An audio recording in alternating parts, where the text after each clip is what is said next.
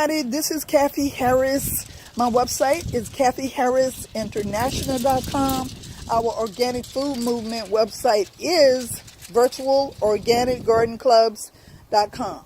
Now today we would like to talk about crop rotation. Now there are certain foods that you need to rotate every year. You should not plant these foods in the same spot. For instance, tomatoes. Tomatoes are one of those plants that you need to rotate every year to a different location in your raised beds, simply because it invites diseases. So next year we will be putting the tomato plants in another location. A lot of people plant foods from the same family together, like peppers and tomatoes. They are both from the tomato family. So next year, what I would do is plant the peppers close to the tomatoes. Because sometimes when you plant foods from the same family together, they actually help each other grow.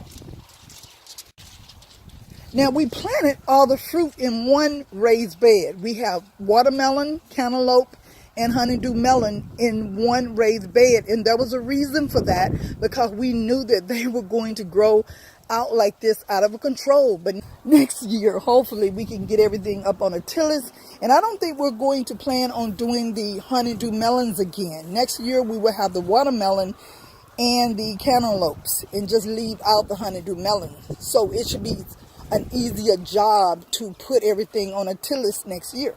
So there's a reason why food is placed in a certain location. We also had no idea that the cucumber vines